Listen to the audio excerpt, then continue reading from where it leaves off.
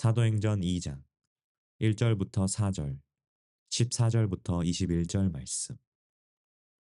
오순절 날이 이미 이름에 그들이 다 같이 한 곳에 모였더니 호련히 하늘로부터 급하고 강한 바람 같은 소리가 있어 그들이 앉은 온 집에 가득하며 마치 불의 혀처럼 갈라지는 것들이 그들에게 보여 각 사람 위에 하나씩 임하여 있더니 그들이 다 성령의 충만함을 받고 성령이 말하게 하심을 따라 다른 언어들로 말하기를 시작하니라.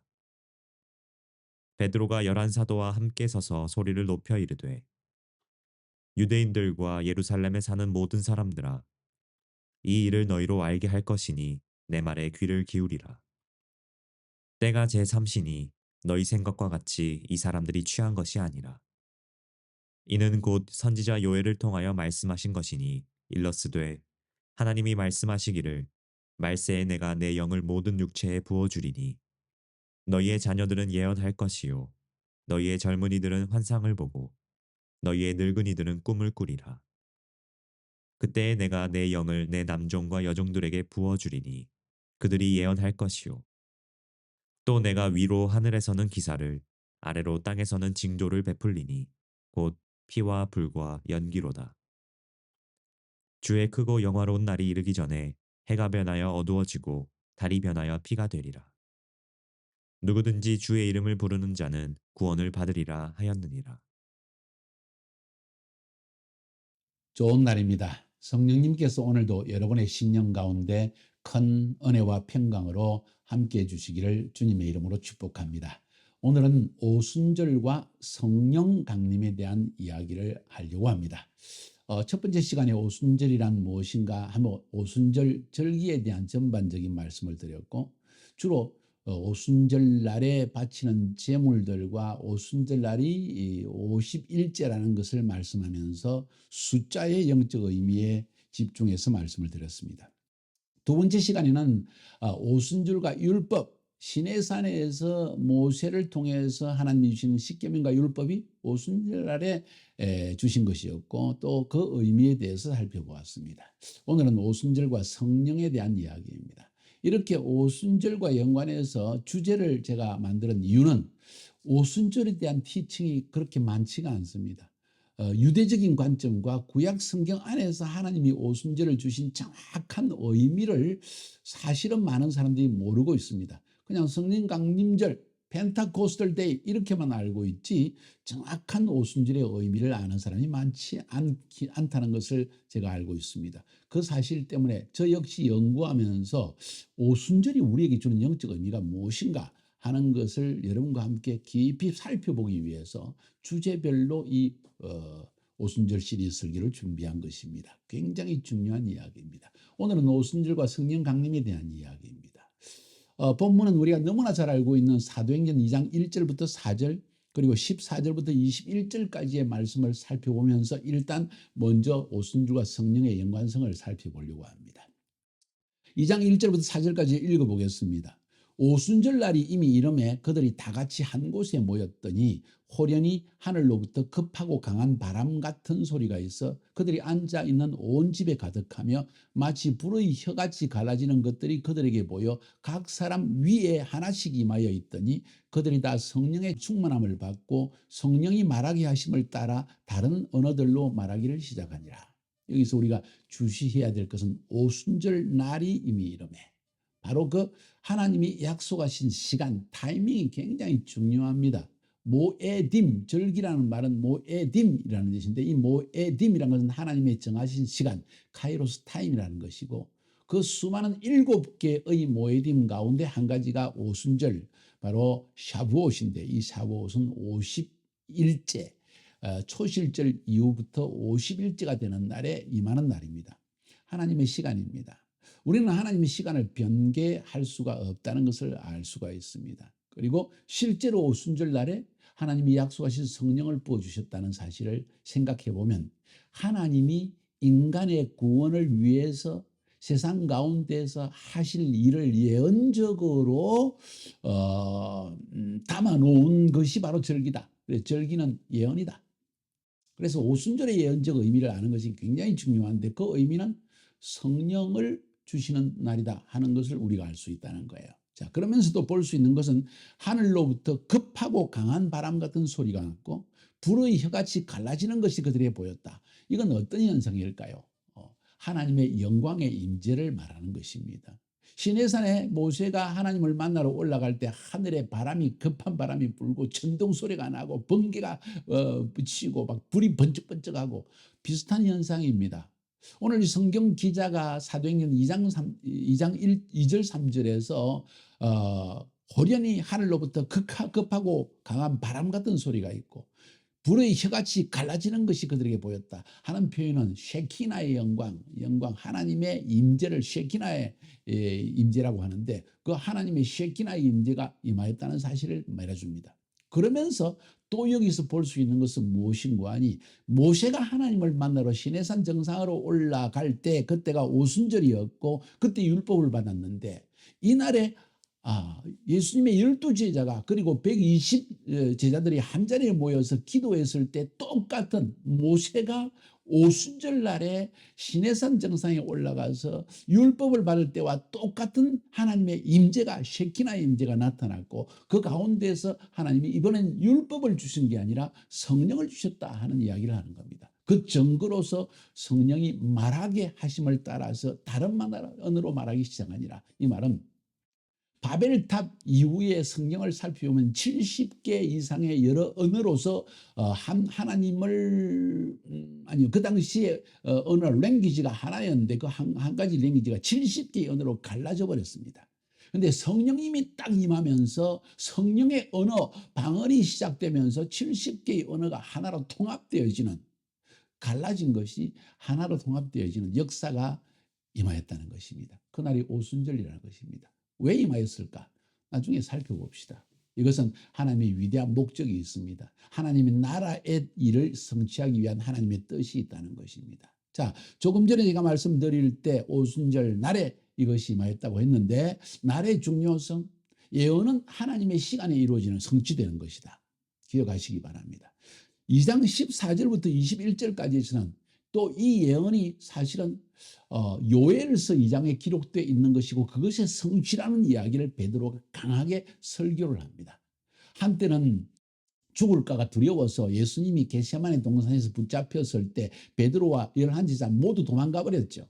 근데 이 베드로가 성령을 받자마자 강하게 일어나서 담대함으로 복음을 외치기 시작합니다. 그러면서 이 성령 강림이 이게 우연히 일어난 일이 아니다. 하나님의 카이로스 타임의 예언의 성취를 위해서 이루어진 것이다 하면서 요엘서 2장을 인용을 합니다. 요엘서 2장에 말세에 하나님이 내 영을 만민에게 부어진다고 약속하지 않았느냐.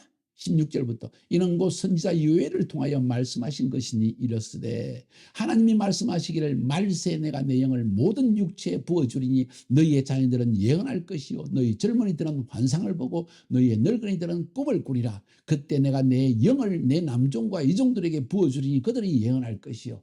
하나님께서 마지막 때 성령을 부어주신다는 예언을 하셨고 그 예언이 하나님의 카이로스 타임에 그것도 오순절 날에 그대로 임한 것이다. 쉐키나의 영광 속에서 마치 첫 번째 오순절 때 모세가 율법을 받은 것처럼 두 번째 오순절 때 하나님은 우리에게 그의 영을 부어주셨다. 이런 이야기를 하는 거예요. 그러면서 어제 제가 두 번째 시간에 언급해 드린 것처럼 첫 번째 오순절은 시내산에서 있었고 율법을 두 돌판에 새겨가지고 모세에게 주신 날이었습니다. 그런데 이제 하나님께서 약속하시를 그 돌판에 적혀진 언약을 약속을 이스라엘 백성이 깨뜨려 버렸습니다. 금송아지를 만들어 가지고 애국으로 돌아가자 하고 우상을 만들어 버렸습니다. 그래서 첫 번째 하나님과 맺은 약속은 깨져 버렸습니다. 그런데 하나님은 비록 그 약속이 깨졌지만 하나님은 신실하셔서 범죄하고 하나님의 약속을 어기고 하나님과의 언약을 파기한 이스라엘 백성들을 그냥 버리지는 아니하시고 이런 약속을 주십니다. 그죠? 예레미야 31장 31절부터 33절까지 내가 새 언약을 주겠다. 그러면 옛 언약은 무엇인가? 모세와 시내산에서 맺은 언약이다. 그 언약은 너희가 깨뜨렸기 때문에 너희에게 새 언약을 주는데, 새 언약의 때에는 내가 성령을 부어주셔서 그 성령을 통하여 율법을 너희 마음판에 새겨주겠다 하는 약속을 예레미야 31장 31절부터 33절까지 하십니다. 여호와의 말씀이니라. 보라, 날이 이르리니 내가 이스라엘 집과 유다 집에 새 언약을 맺으리라. 이 언약은 내가 그들의 조상들의 손을 잡고 애굽 땅에서 인도하여 내던 날에 시내산에서 맺은 언약과 같지 아니할 것은, 내가 그들이 남편이 되었어도 그들이 내 언약을 깨뜨렸습니다. 여호와의 말씀이니라.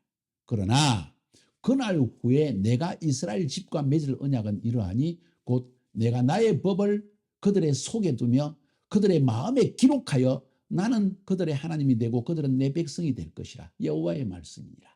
자, 그러니까 옛 언약과 새 언약에 대한 이야기가 나옵니다. 옛 언약은 시내산에서 샤부옷 오순절의 율법을 통해서 맺은 언약입니다. 새 언약은 오순절 다락방에서, 마가의 다락방에서 성령을 통하여 맺은 언약입니다. 율법의 언약은 돌판에 쓰여진 언약이었고 성령의 언약은 우리 마음판에 새겨진 언약이었습니다. 율법은 돌판에 적혀졌었고 성령은 우리 마음판에 새겨졌습니다. 그리고 성령을 통하여 하나님의 돌판에 기록된 말씀이 내 마음판에 새겨지게 하셨습니다. 이전에는 나의 힘과 능력으로 율법의 말씀을 지켜야 했지만은 할 수 없어서 언약을 깨뜨렸습니다. 이제 오순절 날에 바로 이 신약 시대에 들어와서 성령님이 우리에게 임하였을 때, 이제는 성령님이, 하나님의 영이, 거룩한 영이 내 안에 들어와서 하나님의 율법을 행할 수 있는 힘도 주시고 율법도 깨닫게 해주셨다 하는 사실입니다.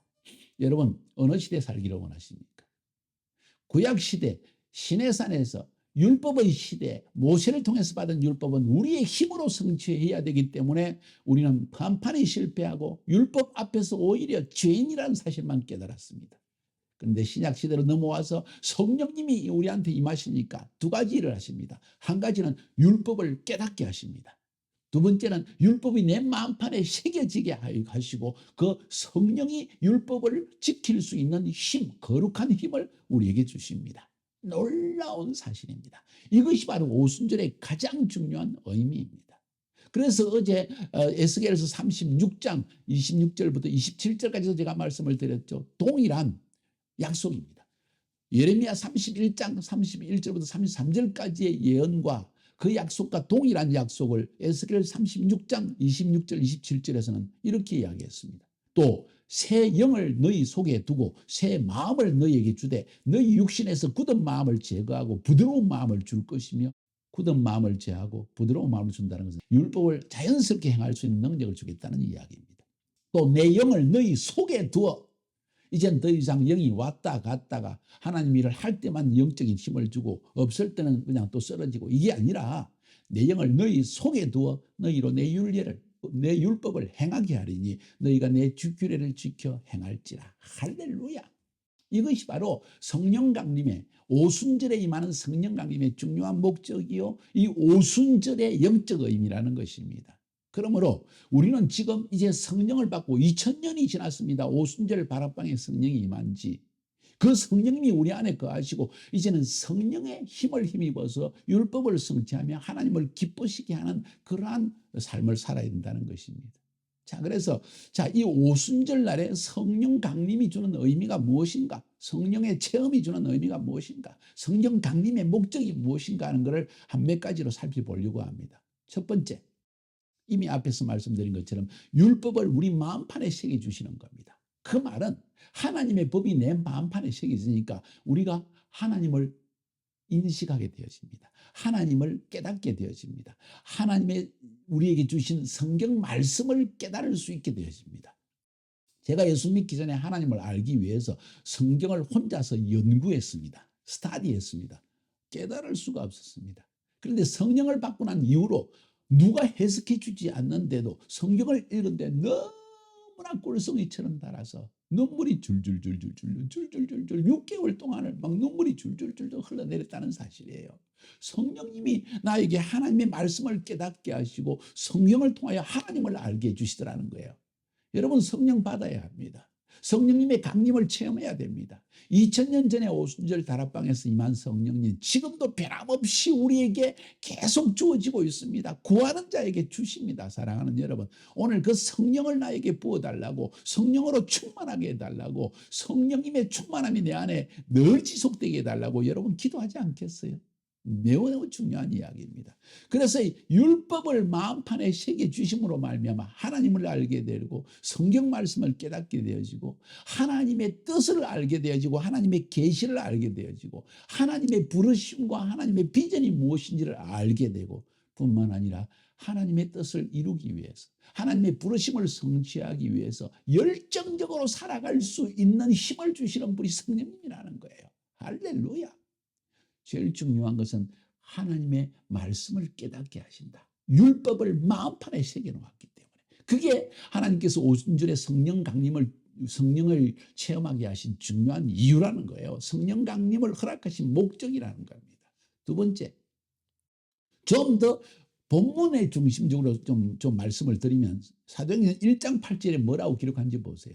오직 성령이 너희에게 임하시면 너희가 권능을 받고 예루살렘과 온 유대와 사마리아와 땅끝까지 이르러 내 증인이 되리라.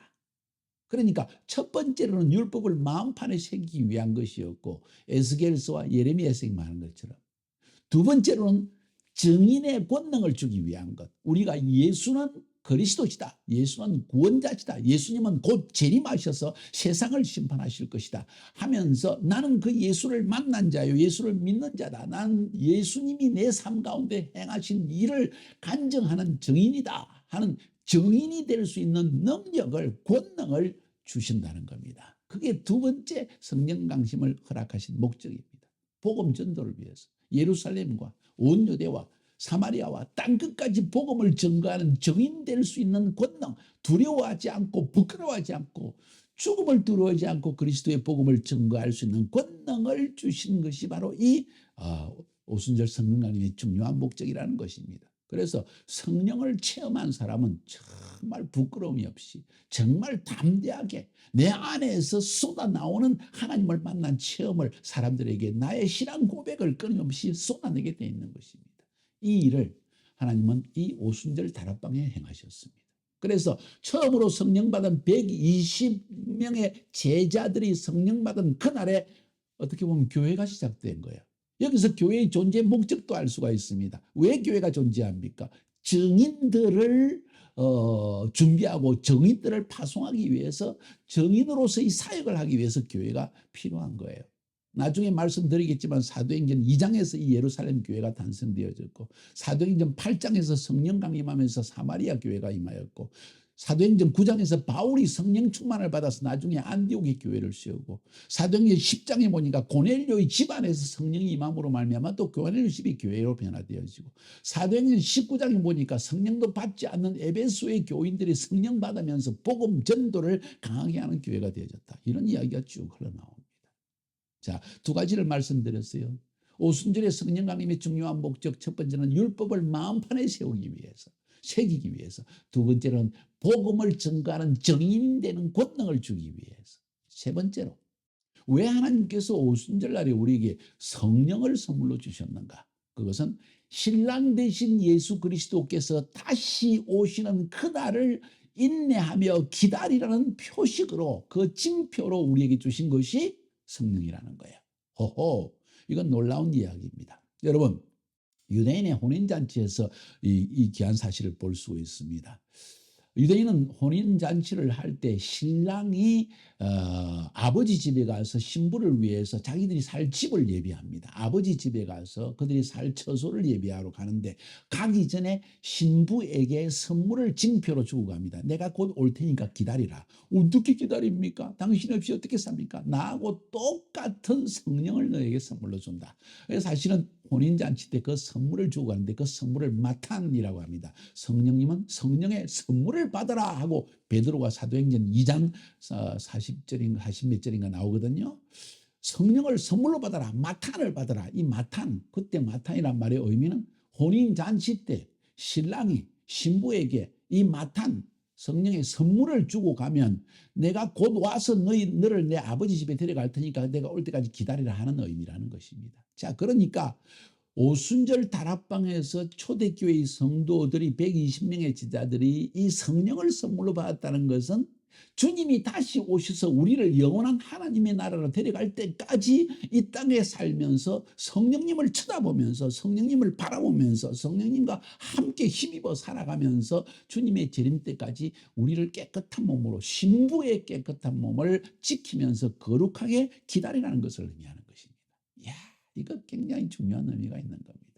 그러니까 이 마탄을 주신 예수 그리스도, 성령을 주신 예수 그리스도, 우리에게 두 가지 약속을 하신 겁니다. 첫 번째, 다시 온다는 약속. 두 번째, 우리를 아버지 집에 데려간다는 약속. 다시 오신다는 약속. 우리를 아버지 집에 영원한 하나님의 나라에 데려간다는 사실. 그것이 바로 요한복음 14장 1절부터 3절까지 해서 예수님께서 제자들에게 말씀하신 겁니다. 너희는 마음에 근심하지 말라. 하나님을 믿으니 또 나를 믿으라. 내 아버지 집에 거할 곳이 많도다. 그렇지 않으면 내가 너희에게 일렀으리라. 내가 너희를 위하여 처소를 예비하러 아버지 집에 가노니 가서 너희를 위해서 아버지 집에서 처소를 예비하면 내가 다시 와서 너희를 내게로 영접하여 나 있는 곳에 너희도 있게 할 것이다.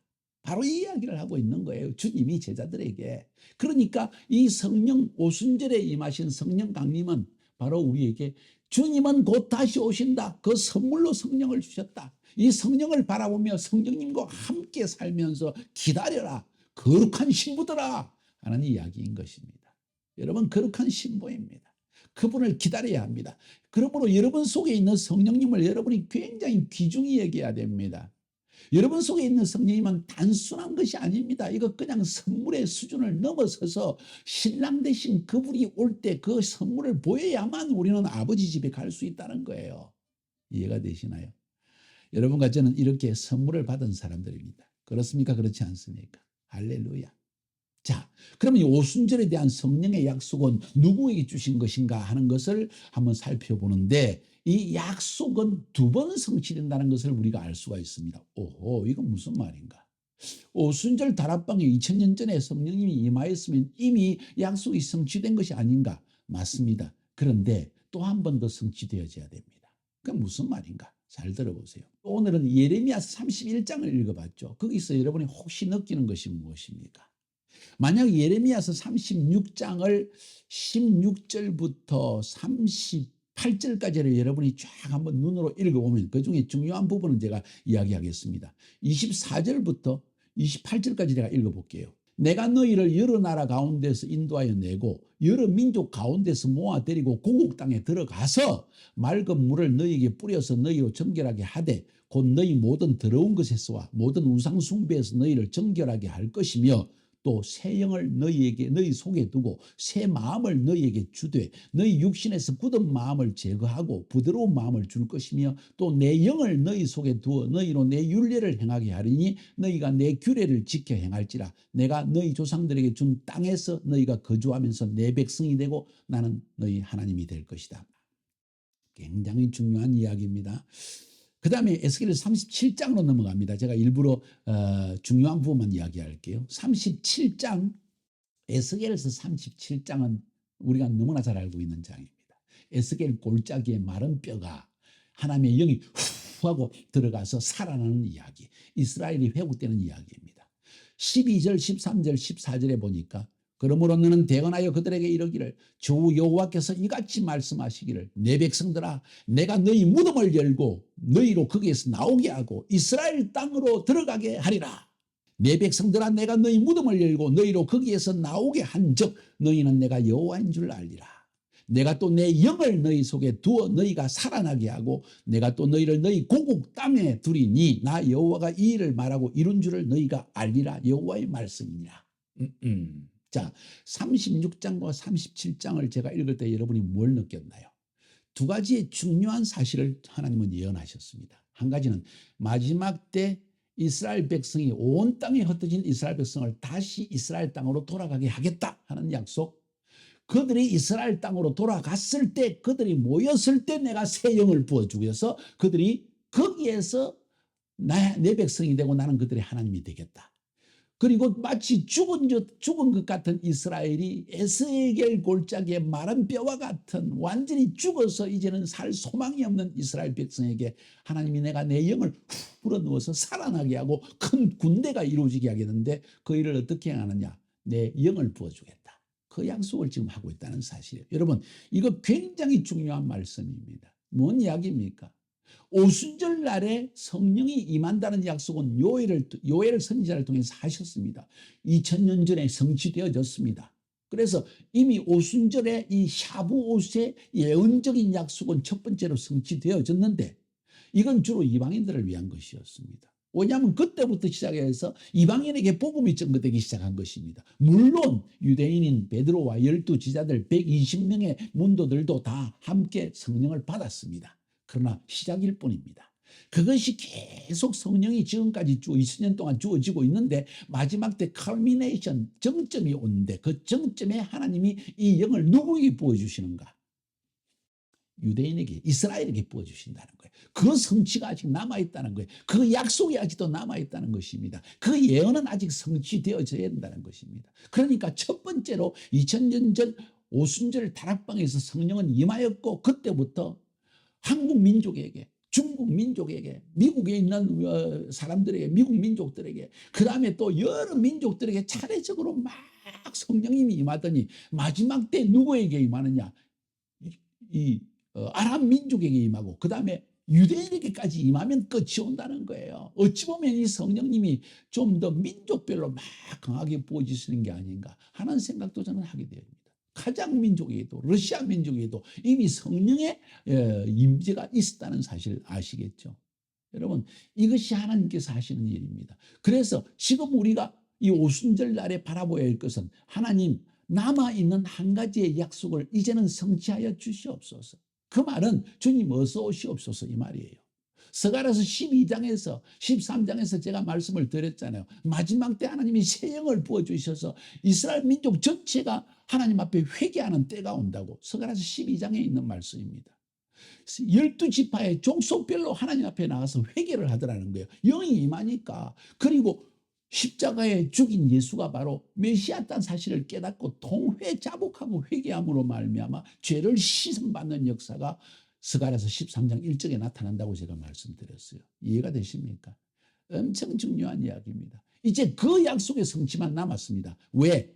조금 전에 말씀드린 것처럼 에스겔서 36장과 37장에서는 마지막 때 하나님께서 자기 백성 이스라엘 민족들을 온 땅에 흩어진 그들을 이스라엘 땅으로 불러들인다고 약속하시는데 그 약속이 이미 성취되어졌고 거의 완성 단계에 갑니다. 전 세계에 흩어진 유대인들이 막 돌아가서 이제는 이스라엘이라는 나라까지 섰습니다. 불가능한 일이 일어났습니다. 2000년 동안 나라가 없던 이스라엘이 1948년도에 한순간에 유엔의 허락으로 그냥 완전히 나라가 서고 만 것입니다. 그리고 온 땅에 흩어진 유대인들이 돌아오고 있는 거예요.